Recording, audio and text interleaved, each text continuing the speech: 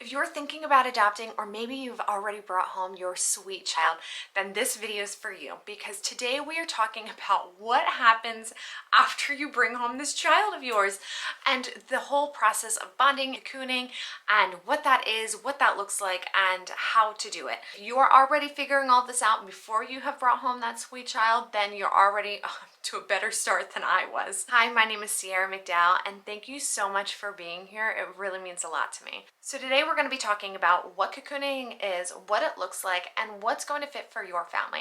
I'm also going to be sharing a little bit of the mistakes that we made in the whole process after we brought our son home, because, well, we just didn't know what the heck we were doing, to be honest. I will also share at the end of this the test that they did on my son,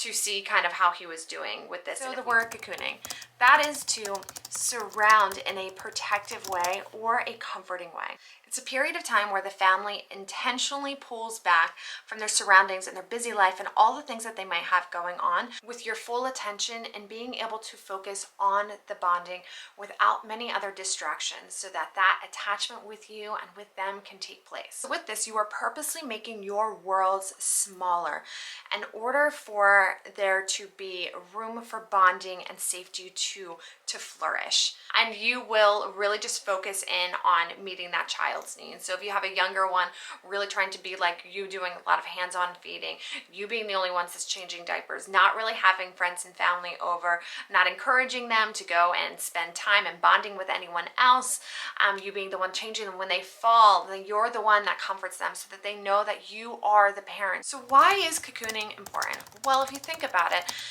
in instances where a child isn't adopted at birth, you lose some of that initial bonding time. So they don't really know how to learn to trust those relationships, especially because relationships are scary, because most of them have been lost from the very beginning. With all that brokenness, over time, it really starts to wear on the psyche of a child and their heart, and being able to understand what it is to have relationships that you can trust and feel safe within, because there's been so much loss from them in the past that stepping into another relationship can be a very frightening thing. So what does cocooning actually look like? Well, it looks different for every family, and it varies, especially depending on, what your child's come from, how you guys are doing as a family. So some people do it for a couple of weeks, some people do it for a few months, and some people do it for a year. So it looks different for, if you're bringing home a teenager or if you're bringing home a little one, like a toddler. So our toddler, we were trying to do all of those things. With the teenager, you can't really do that as much, where you're like, here, let me feed you. It's gonna come off kind of creepy, and this kid's gonna be like, what the heck did I just get myself into? With a teenager, it might be, not having as many people over, not going out and doing as many things, not, signing them up for all this different stuff, and really just taking some time to have them home, not sending them to school right away, and making it a focal point of, everything else does not matter as much as this time together right now. So even if you did the cocooning for a few weeks or a few months, and then later you start looking at some signs and seeing a couple things where you think, okay, it might be time to do this again. That is common. We actually had to do that a couple of times where we were like, no, we're pulling it back in, and then we just stayed there for a while. And there's just a couple signs to just be looking out for in your child. So for some people, this seems like it is like, of course, why would we not do this? This is perfect. And then for others, it's like, oh my gosh, this is going to be really hard. But it is extremely beneficial, and it will just help your relationship so much in the beginning. So with this, I'm gonna tell you how we screwed up so bad in this area, because I don't know, we just didn't know what the heck we were doing.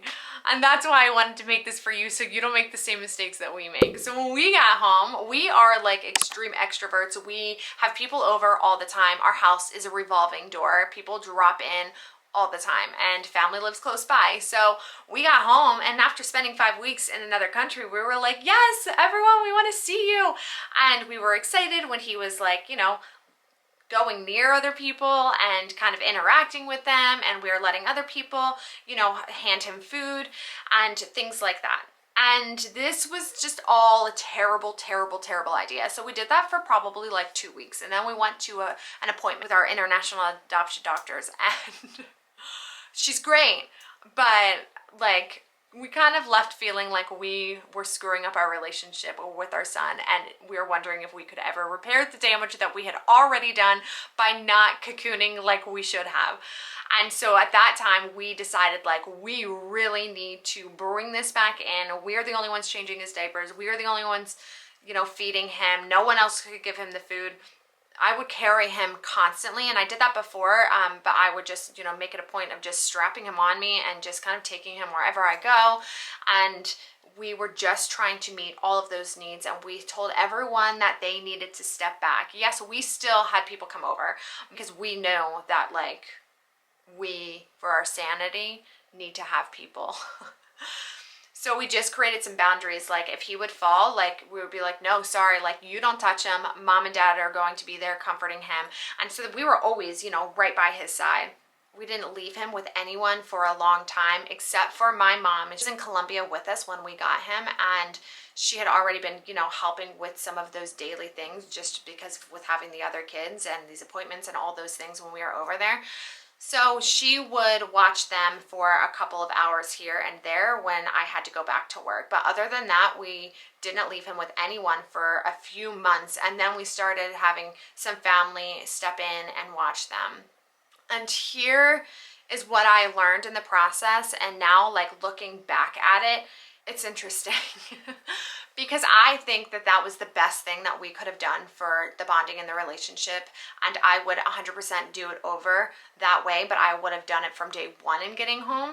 But we really needed to find a balance, because when we had spoken to the doctor, she, with all good intent, she made it seem like we had to go to an extreme, and it was very, very hard for us.